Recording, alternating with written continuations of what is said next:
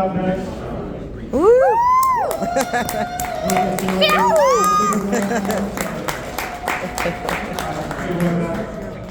That's right.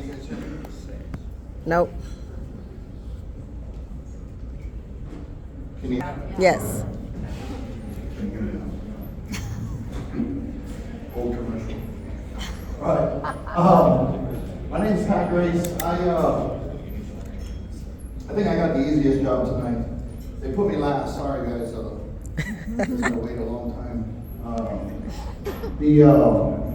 Look me up on Facebook, Instagram, Pat Grace. You can find me on the social medias. What I'm gonna talk about tonight is more Kansas City, the actual market, statistics about Kansas City, what's going on right now, what I think is gonna happen, and how I'm kind of playing this market, what I'm doing. We've been buying real estate here for 25 years, and I just kind of moving forward, I just wanted to share with you guys on what we're doing and kind of give you some tips, some tricks, and see how this night goes.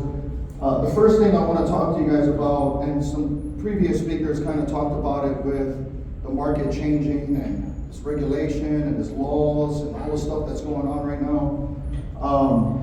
But having a vertically integrated business model, I think, is one of the smartest things you can do, and it's really worked out for us in the last 25 years. And when you're in real estate, it is real easy to create this vertically integrated system. And so what I want to talk to you guys about tonight is what I've done in the last 25 years and how one house can feed multiple companies. And so not just having a single point of success or failure. You can't just be an agent. You can be an agent, you can be a loan officer, you can be a contractor, you can be a property manager.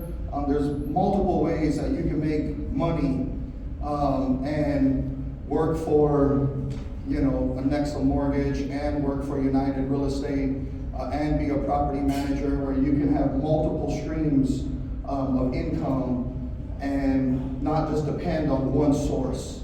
So for me, my little elevator pitch for the last 20 years have been, we provide the one-stop shop for the investor, right? So you can come to me, I can help you with your buy and sell transactions, I can help you with your loans, I can help you with your property management, and I can help you with your construction and rehab.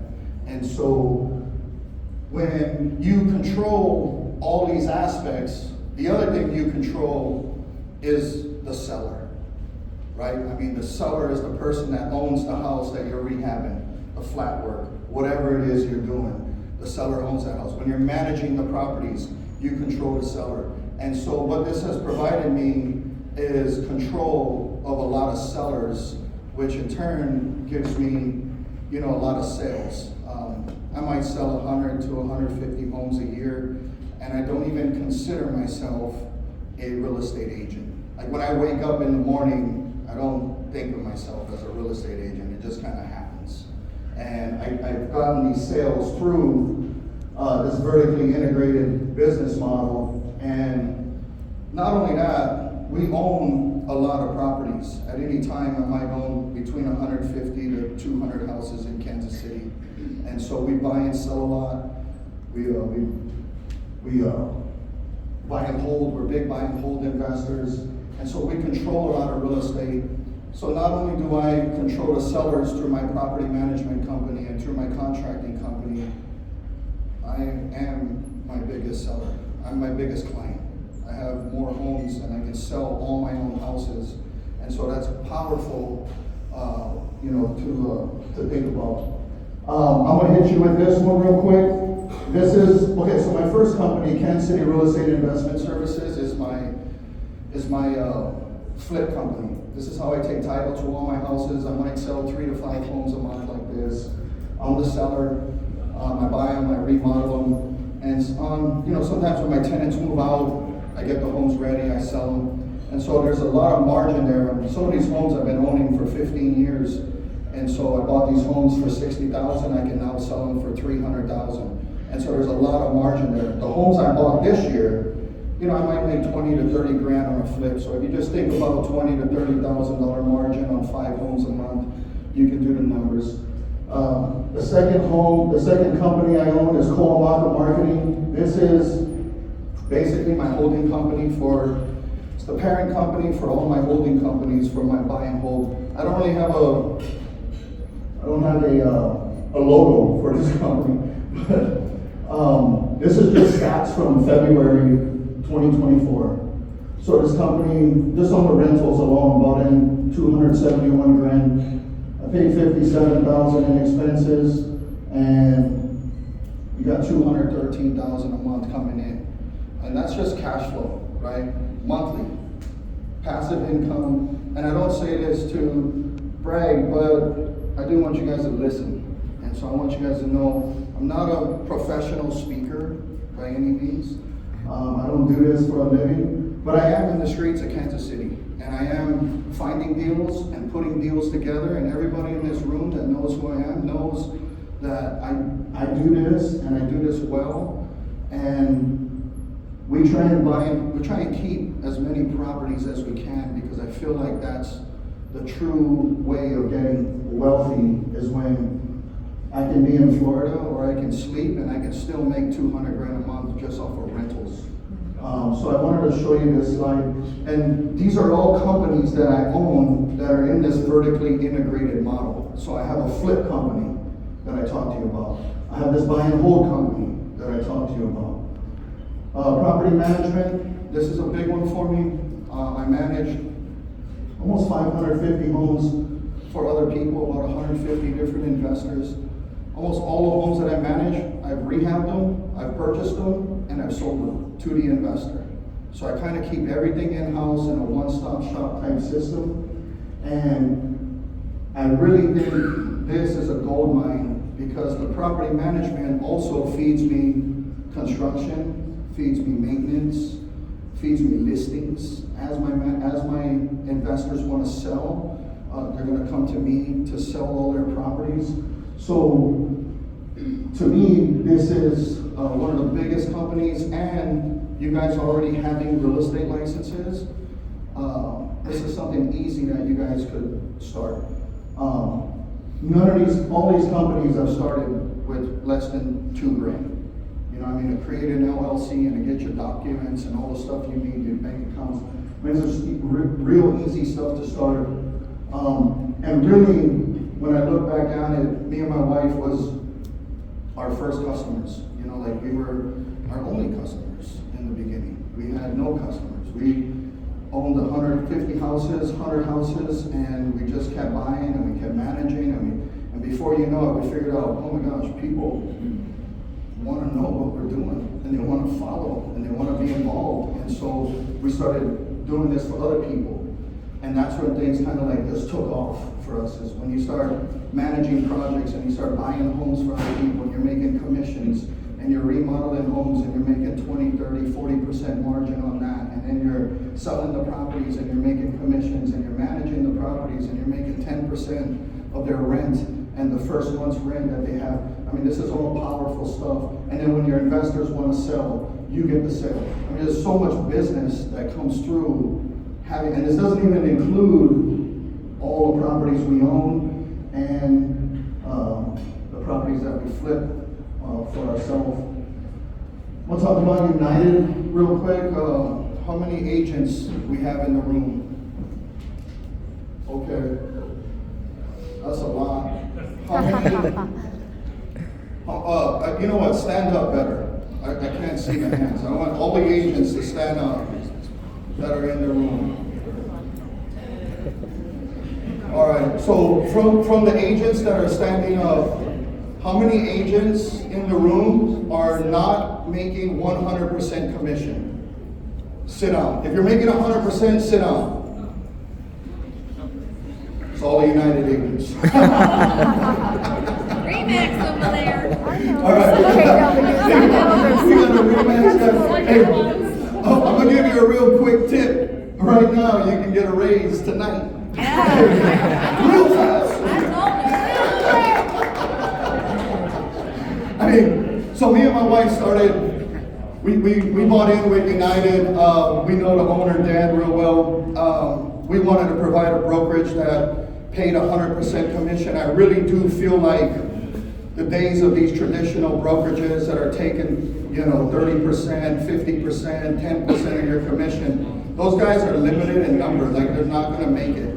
And the buyer's agent is going to get decreased. Everything this guy was talking about is true. And so, making 100% commission is super important, and we figured that out a long time ago. So we bought the Kansas and Missouri franchise for United, which also purchased Platinum, which is the other big 100% player in Kansas City. So everything is controlled by our company. And so I think, talking to your friends and family and getting in with 100% commission brokerage, all we charge is $500. And you can talk to my wife at the table when you get done. She's sitting right here. And you can get a raise tonight, maybe 20%, 30%. I don't know what you guys are getting charged. But and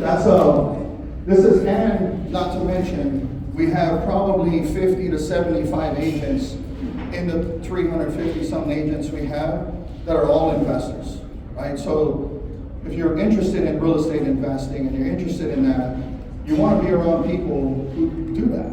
And some of these other brokerages, they're not about that. And so I think, getting with the right place and the right people would be beneficial for you. Build It Back KC is my construction company. This company handles all the maintenance, all the rehab, all the make-readies, all the toilets, all the HVAC. I see a bunch of my contractors in here. This company kills it. It's just all the properties I buy, the rehabs I do for me, for all my customers, all my clients. So I just want to show you guys and point out to you guys how important it is to have a vertically integrated model where you can create a one-stop shop, not only for your own properties, and then start servicing other people. To me, this is the true definition where you can have 5, 6, 7 different streams of income. I don't really care if I have a bad real estate month, I have a good construction month, I have a good sale month when I'm flipping a lot of homes, and I might have a bad property management month. Whatever it is, it all evens out, and you make, I just think this is the way to be the most comfortable, is not just worried about one set of income, like, oh, I'm just a real estate agent. Having houses and having access to real estate provides you so many opportunities, and you guys just need to think outside the box on how you can capitalize on the fact that you do have access to the houses and how you can help people throughout. All you agents right now who are buying houses, you have a resolutions of unacceptable conditions. You can do all the work for them. You have rehab projects. There's so much stuff that you guys can do besides being an agent that'll keep you connected with your customer, and eventually you'll get the sale again. And so there's a ton of business you can do from here. Okay, let's talk about statistics, Kansas City, all right? So this is greater Kansas City, and then I'll break it down to Jackson and Clay and Johnson. Okay, so right now in the greater Kansas City, your average sale price is $324,000. Days on market is up 12%. So, the days of multiple offers and houses flying off in the first weekend is not happening, right? You get 96% of your price. Pending sales is down 11%. Inventory is down 8%. And so this is just greater Kansas City. And I just kind of wanted to show you guys something maybe a little bit different. This is Clay County, Missouri. Okay, so I own over 100 homes in this area. And look at the numbers here. Crazy, right? I mean, in a market where things are supposedly going down and all this is happening, you got closed sales up 20%.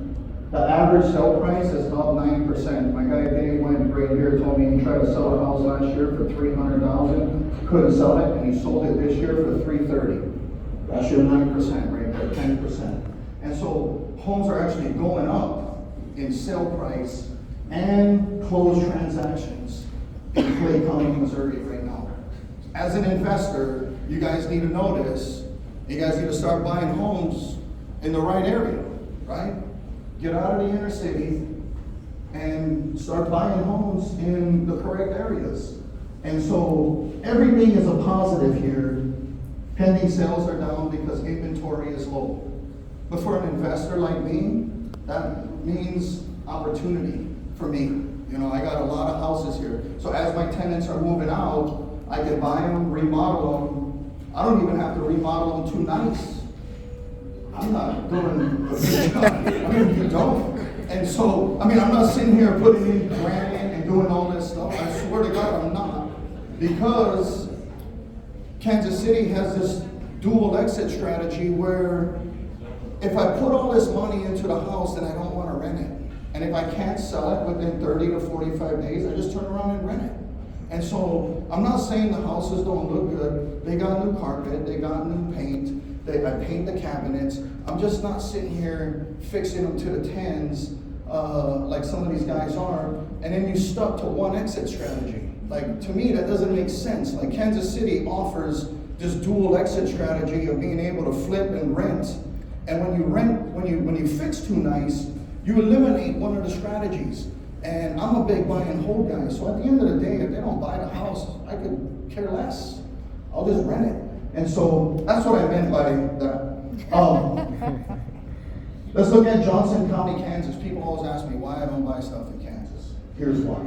And so I mean, your closed sales are down 10%, so they got less action going on over there.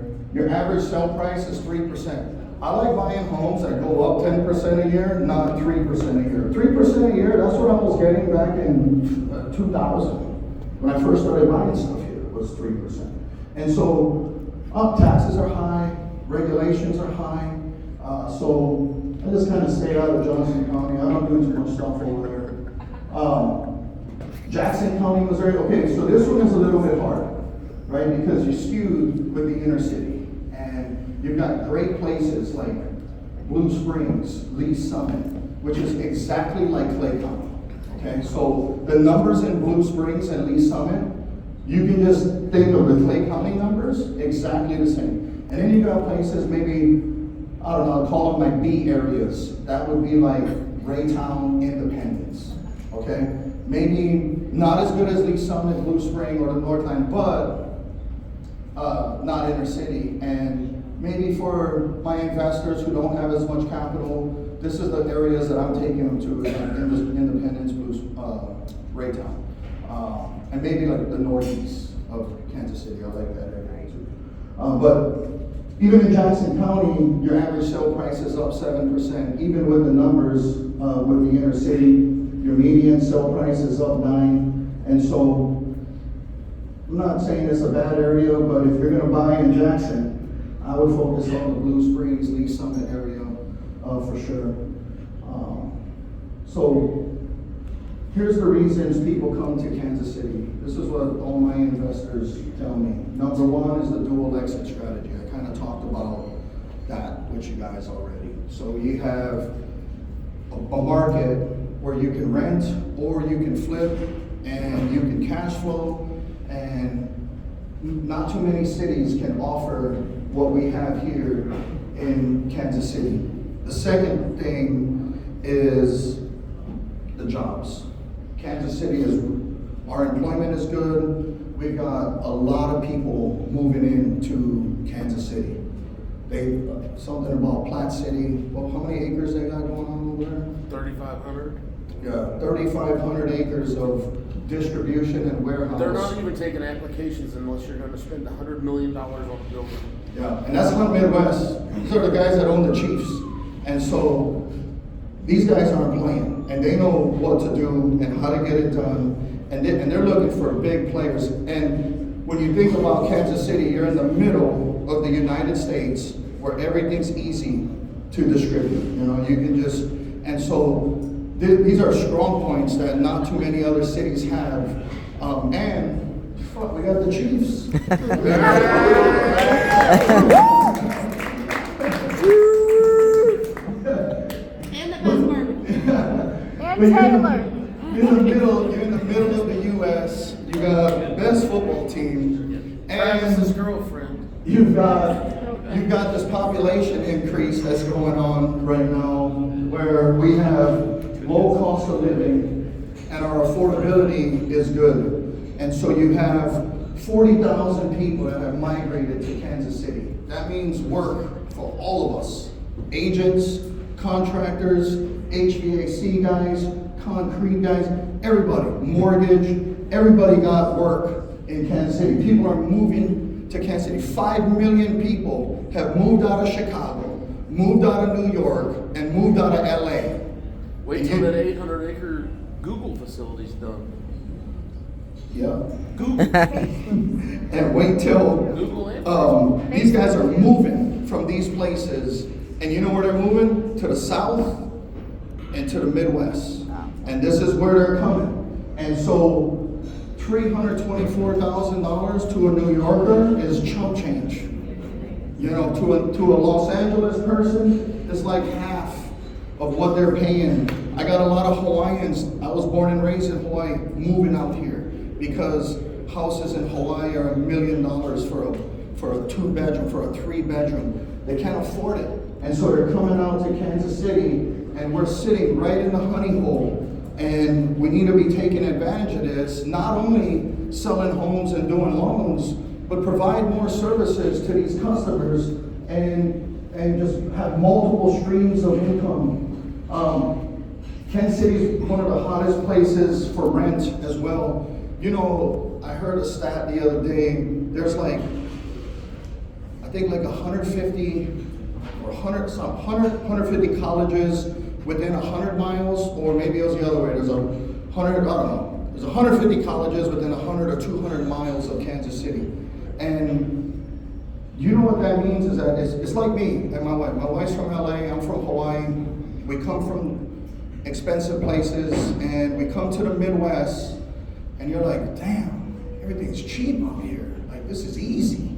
Like, I can do this. I can have a degree, my wife has a degree, and we can actually own something, and we can have some life insurance, and we can have some, you know, some stocks. And so people in other places in LA and Hawaii, they can't do that. And so this is one of the best places, and I really think the colleges bring a lot to the rent market, and for some reason, people from Kansas City are priced out of Kansas City, but people coming into Kansas City are not priced out of Kansas City. I don't know if you guys know what I'm talking about, but I feel like I see a lot of heads nodding. So this is what creates your rent market, and the rent market is so strong right now. I'm raising rents 5% minimum on every lease renewal, and nobody's moving on my property management.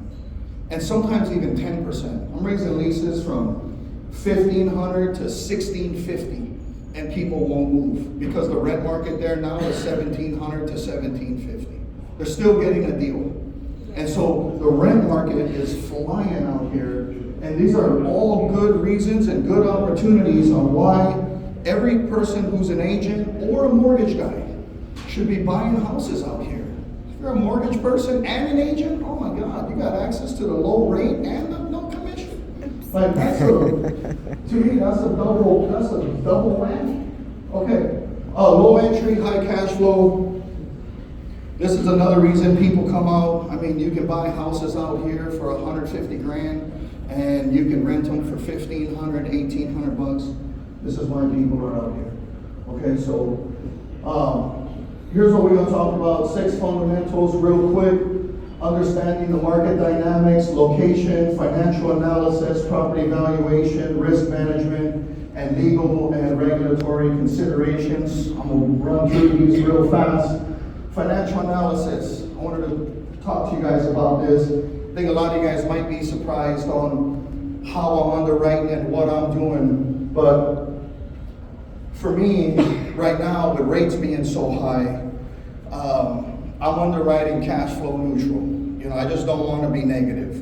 So as long as I'm cash flow neutral, but I'm in a really good area, I'm still purchasing those properties. I'm not going to buy something where I'm gonna be negative, but I don't have to sit here and make $500 a month. Them days are over with the rates being so high right now. And so I'm not underwriting my properties like that. Right now, I'm underwriting my stuff at an 8% rate. I've got 25% for expenses that I take out. And I'm looking for a 10 to 20% equity position in the property. On a $200,000 house, my payment is $1,300, okay? If I can get 1,800 rent times 12, I'm bringing in 21 grand a month on that property. Minus the 25%, that leaves me 16 grand. And at 1,300 times 12, I'm at 16 grand. The house is worth 250. I'm buying that house in North Kansas City with a 2-car garage. I'm buying that right now. Because that house, next year, that I buy for 200 grand, and it's worth 250, will be worth 275.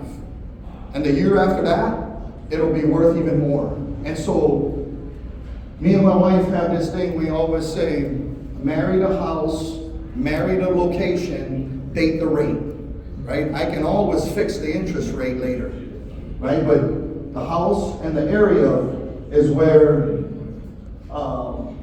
we're making our money. And I'm gonna give you something real quick. Probably shouldn't tell you this secret, because now you guys are gonna compete and offer against me. But the 2-car garage is a hammer. That's a winner. How many shitty neighborhoods you know in Kansas City where all your neighbors got 2-car garage? Tell me one. There's none. There's a good areas. I don't care if you're in a Ruskin and all your neighbors got 2-car garage. You in a good neighborhood in Ruskin. I don't care if you anywhere. You got, if all your neighbors got 2-car garage, that's a real simple underwrite for all your new investors. Okay? I do have to say something too. The other day, I sold a house to an investor using Aaron. What's Aaron? Using Aaron. What was the rate? 6.75? 6.875? Non-owner. I had to pay. I raised the price 5 grand. I bought the rate down for him. But I got in whatever Aaron did, whatever magic he did, 6.875 on a non-owner 30-year fix. That's good. And whatever the guy with the United Wholesale, he was right. That shit went fast, was 3 weeks, was done. And I was like, man. So I use Aaron a lot. Like, good guy, good with the non-owner. And then United Wholesale Mortgage Group was awesome. And so, property valuation. This is where I see a lot of my new investors get hurt too. They don't know how to comp. They don't know what to look for. And so, everybody knows the Bed Bath & Garage, right? That's where you gotta have the same bed, same bath, same garage. Now, square footage is the next thing. Like, you can't comp 800 square foot with 1,200 square foot. It's not gonna work. The appraiser's not gonna use that, so you can't use that. And so, make sure you got square footage amounts in there. You can put it in above grade square footage, below grade square footage. It's in the MLS searches that you can search for your comps with the right footages in there. Basement situations is another big one. You can't comp crawls and slabs with full basements. You can't do it. You're gonna get hurt. You got a house on a crawl-in slab in Gladstone, you're not gonna get the same amount as the house with a full basement. And you're definitely not gonna get the same amount with the house with a finished basement. So make sure your basement situation is the same. And the reason I put no house, the house next door is sold for 280, so mine is worth 280. That's just not how it works, okay? The house next door sold for 280 because it had 500 more square foot and it probably had a basement and your house didn't. So you can't sit here and just think like that. And so this is where I see a lot of my new investors getting in trouble. And just be careful when you're pulling comps and what you're doing. My flip underwrite, I wanted to throw this in there. When I flip houses, my underwrite is real simple. I take the ARV, right, the after repair value, what the house is worth. I minus the rehab, I minus the taxes and insurance, I minus the 5% miscellaneous, and I'm just underwriting a 10% return, maybe 15 in certain areas. That's it. That's why you guys ain't finding nothing. You guys trying to underwrite 20%, 25% return right now. You ain't gonna get that. That's right. You're not gonna get it. And so, I'm buying it for 10. I'm gonna beat you every time. Yeah, that's right. And so, the market's, the inventory is so low, if I can find a house where I can make a 10% return right now, and in the back of my head, I know that property is gonna go up 10% next year, and then 10% the following year, that's where I think I'm winning, and how we're buying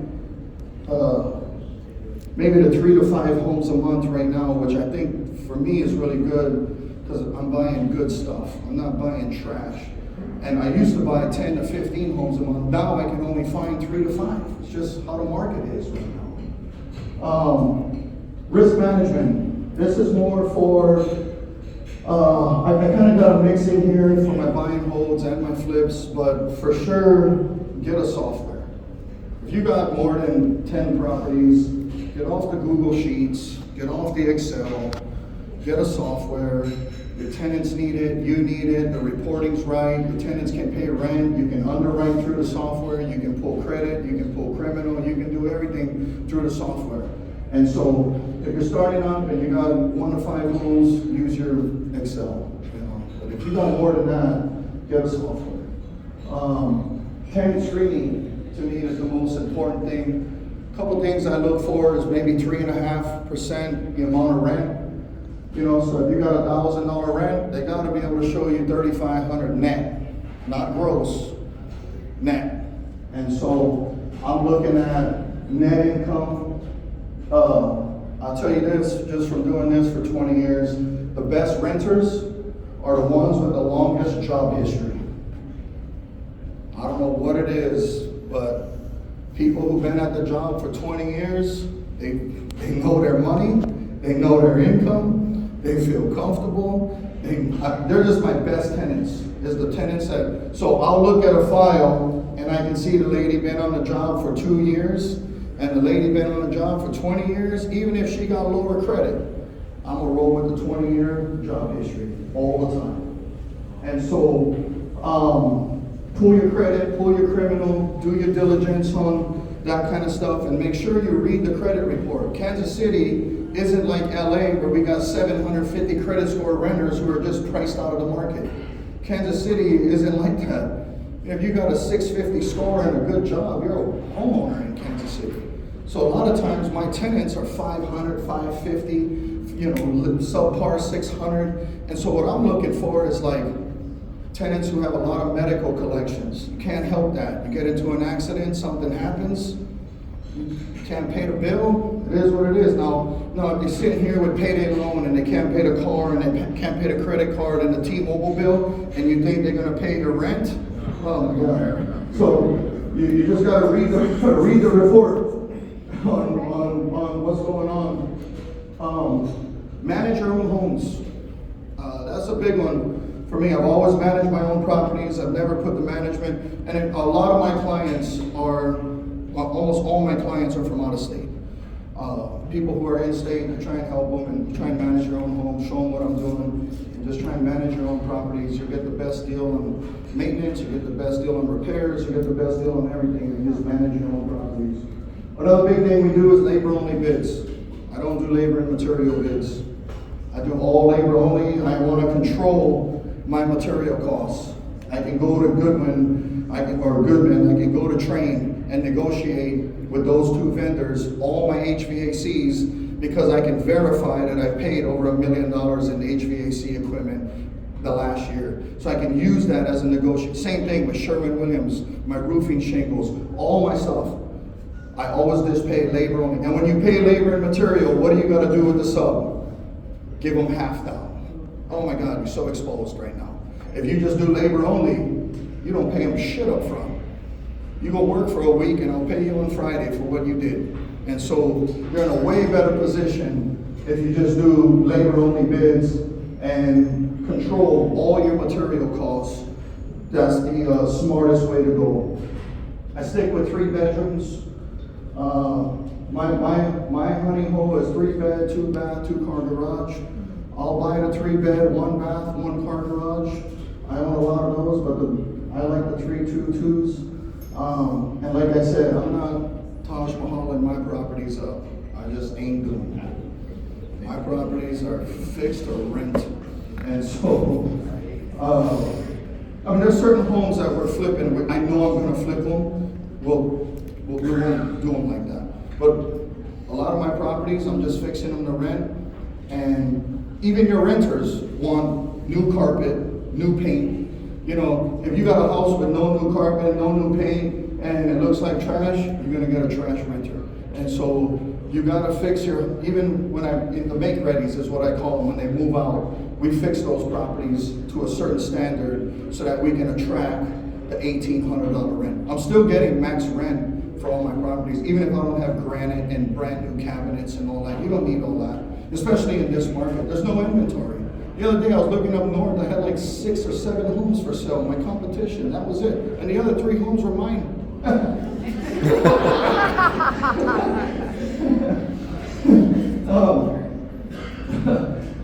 Legal and regulatory considerations, some guys touched on that earlier. You've got a lot of things going on in Kansas City.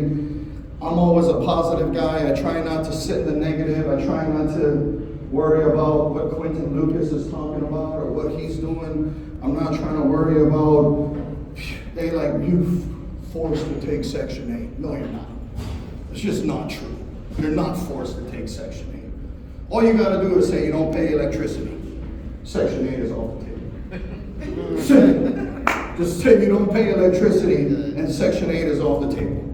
And they still allow you to screen. If you really read the law, they're not saying you have to take it. They just want you to underwrite it. You have to look at the file. You don't have to take it. And so I'm not too worried about that. The real estate stuff with the buyer's agents and the seller's agent, all that stuff going on. I mean, I try not to worry too much about that stuff. I try and stay positive, but I do feel like the days of the buyer's agents could be numbered. And so you gotta be careful with that. I went to Australia. Australia got no buyer's agent, all seller's agent. And so this is something that you guys need to look at. Kansas City, we got no rent control, right? I can raise my rent 15%, 20%. There's no law against that. You can't do that in San Francisco. You can't do that in New York, in Los Angeles. And so I still feel like Kansas City's got I can still evict people here in 60 days. I mean, that's strong compared to other places in the United States. And so affordability is something that we spoke about, and I feel like even with all these regulatory concerns, the affordability is going to outweigh all of that stuff. And so I'm not too worried. I continue to buy. All last year, my rate, I do everything off of HELOCs. So I use all my assets. I got lines of credits against all my assets. And so my rate went from 4.5, some 9, 9.5, 8. And so I've been playing at 8% money this whole past year, buying all these homes. While everybody's sitting on the sideline waiting for the rate to drop. And let me tell you, the rate ain't gonna drop. It's not gonna drop enough from an investor standpoint. I don't think you're gonna see 3-4%. I just don't. Personally, I don't think you're gonna see that ever again. And so if the homeowner is at 3 or 4 and you add 2 points to the investor, you're sitting at 6.5, 7. And right now I'm at 8, 8.5. So who gives a shit about the rate? I mean, I don't care about the rate. Keep that a secret. Keep that a secret. Real quick, I'm gonna tie it up. I got some recap, some stuff with the property valuations. When you pull in your comps, make sure you got, this is probably a good slide to take a picture of. The 2-car garage. It's a real quick, nice underwrite for you, for all your clients. You got a client with a 1031 exchange, go buy him a 2-car garage house in Blue Springs. I guarantee you, he won't be mad at you. You know, just I'm just guaranteed. And so, make sure the basements and the structure and the foundation is good. And you got a solid house. But the 2-car garage is, to me, the easiest underwrite. I tell all my out-of-state investors, real simple, use that. Manage your own property. Get your real estate license. If you're not an agent and you're sitting here buying and selling homes for yourself, you're doing yourself a disservice. Every house I sell, I can underwrite the sale of my house at 3%, while most other people gotta underwrite 6%, just because I'm an agent and they're not. So I save that 3%. And I make money buying a lot of the houses that are on MLS. And you can start providing the services for other people if you have your license.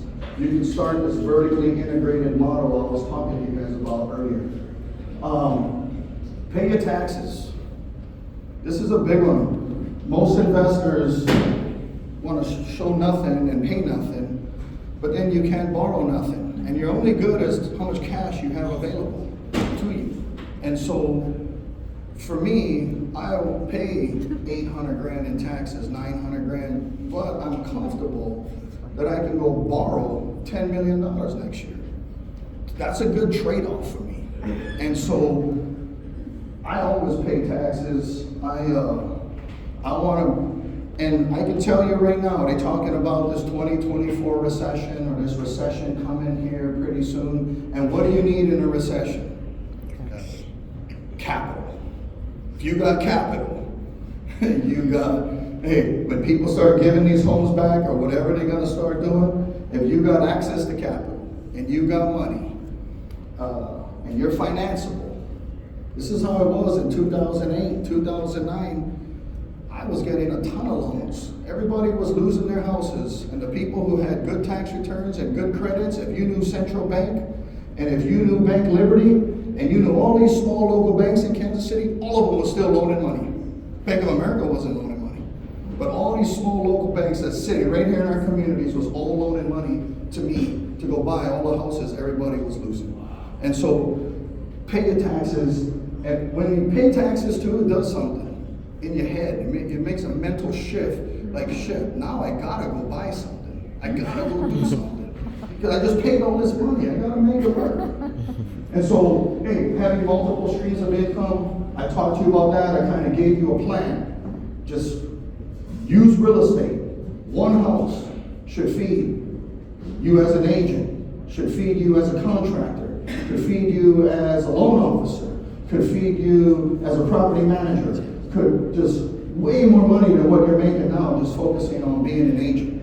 And so I see a lot of people in this room who are real estate agents and flippers, real estate agents and loan officers, real estate, at least dual income. See if you can get up to 3, 4 incomes off of one house. Change your life, I promise. Get the cash, I kind of talked to you guys about this, sell properties, reduce your operating expenses. I don't know if something's gonna happen, but if something does, I'm gonna be ready, you know. I know I'm gonna be ready. I'm selling some properties, I don't need to own 200 homes. That's a lot, it's too much. And so I'm selling, I'm going to cash. I wanna be ready for this recession if something happens. Save the chunks that you make from your flips. Make sure you have a separate account, 30%, put it to the side for your taxes. And be cash strong when prices come down. You know, you got a lot of hedge funds out there. 540,000 houses in America are owned by hedge funds. And you think those guys are gonna keep all these houses? They got laws right now, they're gonna try and make them sell the homes in the next 10 years. What's gonna happen?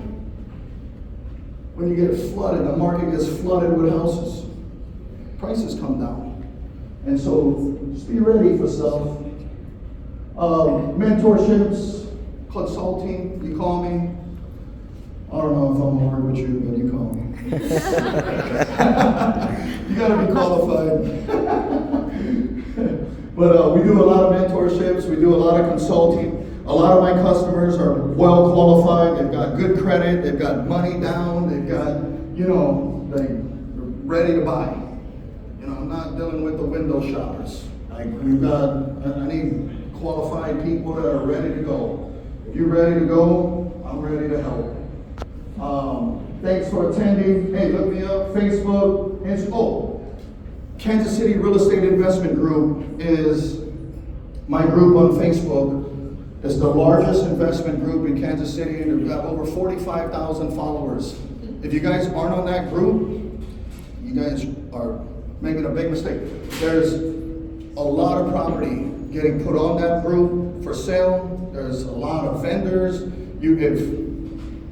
Off I market. need a guy who can peer my house. Just put that on there and you'll get like 40 responses. I mean, it's awesome. And so I've created that group just to help investors. You need a plumber, you need an electrician, you need a title company, whatever you need, it's all on there. And there's a lot of houses getting bought and sold and traded on that group. A lot of vendors. So go to Kansas City Real Estate Investment Group. I'll get you in the next 2 to 3 days, and we can go from there. I got the podcast coming out soon. I'm still recording my first 10 episodes. I'm kind of new to this. It's called Kiss My Assets. It's going to be fun. It's going to be good. It's all going to be Kansas City based, and so be on the lookout for that. I'll be dropping that stuff in that group, in the Kansas City Real Estate Investment Group. But yeah, I appreciate you guys listening, and thank you guys.